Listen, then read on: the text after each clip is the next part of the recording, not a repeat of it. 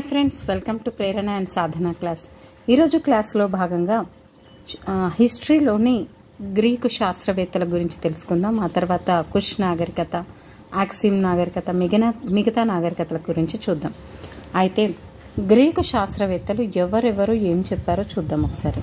పరిశోధకులు: రేఖాగణితంలో విప్లవం స్థాపించిన వారు యూక్లిడ్, పైథాగరస్. రేఖాగణితంలో యూక్లిడ్, పైథాగరస్. వైద్యశాస్త్ర పితామహుడు హిప్పోక్రటిస్. విశ్వానికి కేంద్రము భూమిగా ప్రతిపాదించింది టాలమీ. ఇక్కడ చూడండి, భూమి టామీ, ఈ విధంగా టాలమీ, ఇక్కడ మీ వస్తుంది, ఇక్కడ మీ వస్తుంది, అలా గుర్తుపెట్టుకోండి. చంద్రుని వ్యాసాన్ని, భూమి చంద్రుల మధ్య దూరాన్ని లెక్కించినవాడు హిప్పార్కస్. అంటే చంద్రుని వ్యాసాన్ని, అదేవిధంగా భూమికి చంద్రుడికి, ఇక్కడ భూమి ఉంటే ఇక్కడ చంద్రుడు ఉంటే దీనికి మధ్య దూరాన్ని కనుక్కున్నది హిప్పార్కస్ గారు. మానవ శరీర అవయవాలను గూర్చి మానవ కళేబరాన్ని కోసి తెలుసుకున్నవారు అలెగ్జాండ్రియా వైద్యులు. మానవ శరీర అవయవాలను గురించి తెలుసుకున్నాడు అలెగ్జాండ్రియా వైద్యులు. ప్రాచీన ఆఫ్రికా నాగరికత.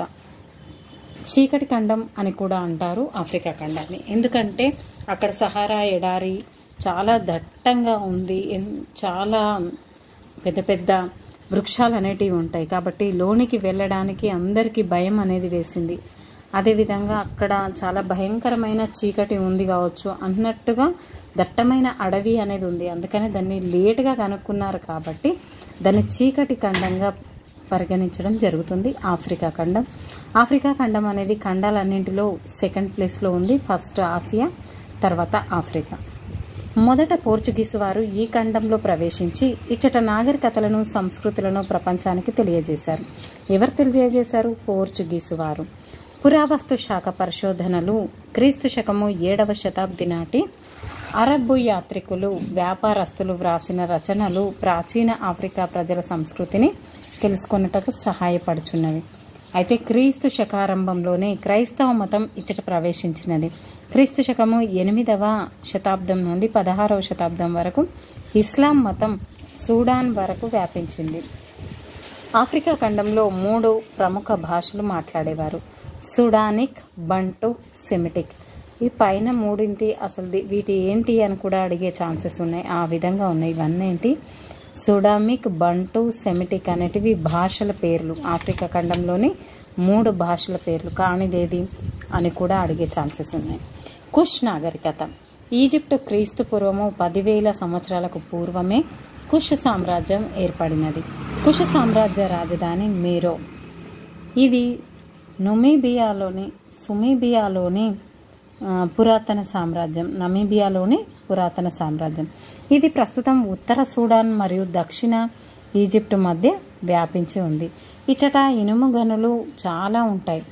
మేరో నగరాన్ని 2వ బర్మింగ్హామ్గా కూడా వర్ణించేవారు. కుష్ ప్రజల వ్రాతను మిరియోటిక్ లిపి అని అందరు.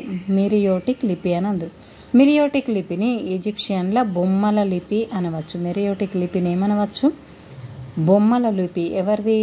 ఈజిప్షియన్ల యొక్క బొమ్మల లిపితో మేరో నగరాన్ని 2వ బర్మింగ్హామ్గా చెప్పడం జరిగింది. కుష్ ప్రజల వాళ్ళ రాతను మిరియోటిక్ లిపి అనేవారు. ఈ మిరియోటిక్ లిపిని ఈజిప్షియన్ల బొమ్మల లిపి అని అనవచ్చంట. ఆక్సిమ్ నాగరికత. మరి కుష్ సామ్రాజ్యం పతనమైన తర్వాత ఏర్పడిన రాజ్యాలు ఉత్తరాన నూబియా, దక్షిణాన ఆక్సిమ్. ప్రస్తుత ఉత్తర ఇథియోపియా ప్రజలు ఎరిట్రాయాలో ఈ సామ్రాజ్యం విలసిల్లింది. ఈ 2 రాజ్యాలు క్రీస్తు శకము 4వ శతాబ్దంలో క్రైస్తవ మతాన్ని స్వీకరించాయి. నూబియా రాజ్యం తిరిగి క్రీస్తు శకము 13వ శతాబ్దంలో ఇస్లాం మతాన్ని స్వీకరించినది. ఆక్సిమ్ రాజ్యం మాత్రం క్రైస్తవ రాజ్యంగా ఉండిపోయింది. అంటే వీళ్ళేమో ఇస్లాం రాజ్యంగా మారారు నూబియా వాళ్ళు, వీళ్ళేమో క్రైస్తవ రాజ్యంగా ఉండిపోయింది ఆక్సిమ్ రాజ్యం అనేది. ఆక్సిమ్ రాజ్యమందు ఆదీనా రేవు ప్రధాన వ్యాపార కేంద్రం. ఈ రేవు సూడాన్, హెమాటిక్, అరబ్బు సంస్కృతుల కలయికకు కేంద్రంగా ఉండేది. ఈ రేవు అంట సూడాన్, హెమాటిక్, అరబ్బు సంస్కృతుల కలయికకు కేంద్రంగా ఉండేది. ఇచ్చట నుండియే భారత్, గ్రీకు రాజ్యాలతో వ్యాపారం అనేది జరిగేది. ఆక్సిమ్ రాజ్య దక్షిణ భాగాన్ని ఇథోపియా అందురు. బైబిల్ నందు ప్రస్తావించిన షీదా రాజ్యం ఇథియోపియాగా గుర్తించారు. ఇచ్చట రాజులు సాలమన్, షీదారాణి సంతతి వారుగా భావిస్తారు. ఆక్సిం నాగరికత యొక్క మొదటి ప్రస్తావన Periplus of the Erythraean Sea నుంచి వచ్చింది. ఆక్సిం కట్టడాలు కేవలం రాతితో నిర్మించారు. ఇసుక, సున్నం అనేది ఉపయోగించలేదు. పొడగాటి 4 ముఖాల రాతి స్తంభాలు వీరి చిత్రకళ ఔన్నత్యానికి నిదర్శనాలు. అయితే ఆక్సిం రాజ్యంలోని సొమాలి తీరం సుగంధ ద్రవ్యాలకు ప్రసిద్ధి. దేనికి ప్రసిద్ధి? సొమాలి తీరం అనేది సుగంధ ద్రవ్యాలకు ప్రసిద్ధి. ప్రాచీన అమెరికా నాగరికత. ఓకే, ప్రాచీన అమెరికా నాగరికత మరి ఉత్తర దక్షిణ అమెరికా ఖండాలను కలిపి అమెరికా అని పిలుస్తారు. కొలంబస్ నౌకాయాత్ర. కొలంబస్ పోర్చుగీసు దేశానికి చెందినవాడు. అయితే ఈయన క్రీస్తు శకము 1492లో క్రిస్టోఫర్ కొలంబస్ అట్లాంటిక్ మహాసముద్రంపై పశ్చిమ దిశగా ప్రయాణం చేసి భారతదేశం చేరవచ్చుననే భావించిండు. అక్కడి నుంచి పోతే కూడా వస్తుంది అని అనుకున్నాడు. కానీ అతను అమెరికా ఖండమందలి పశ్చిమ ఇండీస్, వెస్ట్ ఇండీస్ దీవులకు చేరుకొని ఆ దీవుల్లోని ప్రజలకు రెడ్ ఇండియన్స్ అని పేరు పెట్టాడు. అంటే యాక్చువల్గా ఏం జరిగిందంటే మన ఇండియానే కనుక్కున్నా అని అన్నాడు కాబట్టి అక్కడ ఉన్నదాన్ని అతను ఇండియా అన్నాడు కాబట్టి దాన్ని వెస్ట్ ఇండీస్గా పిలవడం జరిగింది. అయితే అది రెడ్ కలర్లో ఉన్నారు వాళ్ళంతా కూడా కాబట్టి రెడ్ ఇండియన్స్ అనే పేరును పెట్టడం జరిగింది. అమెరిగో వెస్పూజీ క్రీస్తు శకము 15వ శతాబ్దం చివరి భాగంలో అమెరిగో వెస్పూజీ అనే ఇటాలియన్ యాత్రికుడు ఈ ఖండాన్ని పూర్తిగా కనుగొనటం వలన దీనికి అమెరికా ఖండం అంటే అమెరిగో వెస్పూజీ కాబట్టి దీంట్లో ఉన్న పేరుతోనే అమెరికా అనే ఖండం అనే పేరు వచ్చింది. ప్రాచీన అమెరికా నందలి అతి ముఖ్య నాగరికతలు మాయా నాగరికత, అజటిక్స్ నాగరికత, ఇన్కాస్ నాగరికత. మరి మయా నాగరికత గురించి, ఈ నాగరికత విస్తరించిన ప్రాంతం గౌటమాలో అంటే అమెరికాలో ఉంది, హోండురాస్ మెక్సికోలో ఉంది. ఈ మాయా నాగరికత ఎక్కడెక్కడ ఉంది? గౌటమాలో ఉంది, అదేవిధంగా మెక్సికోలో కూడా ఉంది ఫ్రెండ్స్. అయితే క్రీస్తు పూర్వము 15వ శతాబ్దంలో ఆరంభమై 13వ శతాబ్దం వరకు ఉన్నత స్థితికి చేరుకున్నది. వీరి ముఖ్య వృత్తి కూడా వ్యవసాయం. వీరి ముఖ్య దేవతలు అగ్ని, వరుణుడు. జంతు నరబలులు కలవు. వీరిది లిపి బొమ్మల లిపి. వీరు సంవత్సర కాలాన్ని 365 రోజులుగా, 18 నెలలుగా, నెలకు 20 రోజులుగా లెక్కిస్తారు. ఆ విధంగా లెక్కించారట ఎవరు? మయా నాగరికతలు. మనకేమో 365 రోజులు ఉన్నాయి కామన్గానే, కానీ దాని తర్వాత వీళ్ళకు 18 నెలలు ఎక్స్ట్రా ఉంది, నెలకు 20 రోజులుగా లెక్కించారట. డిఫరెంట్గా ఉంది. అజటిక్స్ నాగరికత. మరి అజటిక్స్ జాతి ప్రజలకు గల మరొక పేరు టెన్కోస్ అని పిలిచేవారట. అజటెక్స్ దీనికి టెన్కోస్ అనేవారట. వీరు 14వ శతాబ్దిలో మెక్సికో రాష్ట్రమందలి టెంకో చిట్లాస్, టాల్ చిల్కో నగరాలను రాజధానులుగా చేసుకొని పరిపాలన సాగించారు. వేటిని? టెంకో చిట్లాస్, అదేవిధంగా టాల్ చిల్కో. వీరు యుద్ధ ప్రియులుగా పేరొందారు. ఎవరు? అజటెక్స్. టెక్నికల్గా వాడారు కాబట్టి యుద్ధ ప్రియులుగా పేరొందారు. భూస్వాములు, మతాచార్యులు, యుద్ధ భటులతో కూడిన సభ రాజుకు పరిపాలనకై ఎన్నుకునేది. అయితే వీరి రాజ్యంలో 38 రాష్ట్రాలు ఉన్నాయి. ఇప్పుడు మనకి 28 రాష్ట్రాలు ఉన్నట్టు అజటెక్స్కి 38 రాష్ట్రాలు ఉన్నాయి. వీరి ప్రధాన దైవం సూర్యుడు. ఇందాకనేమో అగ్నివరుణుడు మాయ వాళ్ళకేమో, వీళ్ళకేమో అజటెక్స్ వాళ్ళకేమో సూర్యుడు.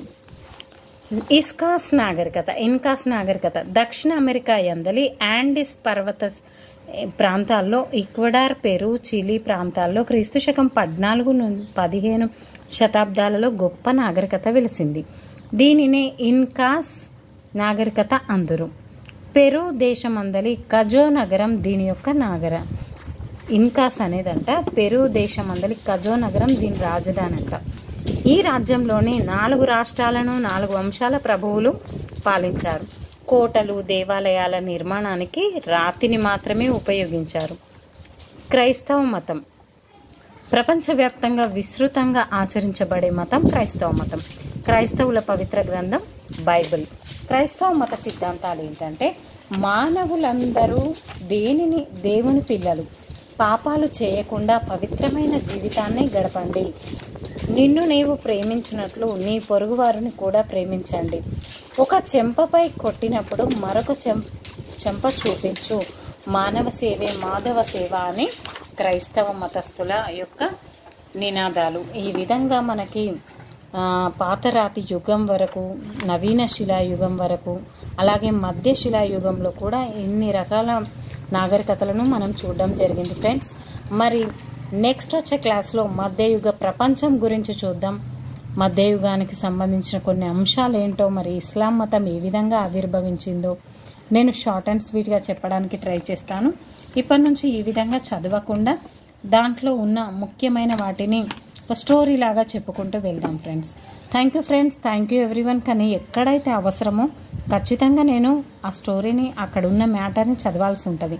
ఎందుకంటే ఒక్కొక్కరు ఏమంటున్నారంటే దీంట్లోంచి ముఖ్యమైన పాయింట్స్ రాయండి, అలా చేయండి అంటే నేను అలా చేయలేను ఫ్రెండ్స్. ఎందుకంటే ఏవి ముఖ్యమైనవో ఇప్పుడు టెక్స్ట్ బుక్ నుంచి తీసే ఇవి పబ్లిషర్స్ వాళ్ళు రాయడం జరిగింది. అంటే దాంట్లో కొన్ని బాలేని అన్నీ తీసేసే దీంట్లో చేశారు. కాబట్టి దీంట్లోంచి నేను ఎలిమినేషన్ చేస్తే అదే బిట్ మనకు రావచ్చు. కాబట్టి నేను అలా తొలగించకుండా, అంతేకాకుండా ఇప్పుడు టైం అనేది లేదు ఇంపార్టెంట్ తీసి చెప్పాలి అనేటంత. ఇందులో ఇంపార్టెంట్ అనిపించినవి నేను 2 సార్లు చెప్పడం జరుగుతుంది. ఎక్కడ ఎలాంటి క్వశ్చన్స్ అడుగుతారో కూడా నేను మీకు చెప్తూనే ఉన్నాను. కాబట్టి గమనించండి friends. Thank you everyone. Me cooperation ఇలాగే ఉండనివ్వండి. లైక్, సబ్స్క్రైబ్, షేర్ మాత్రం కంపల్సరీగా చేయండి friends. Thank you everyone. Thank you very much. Keep smiling.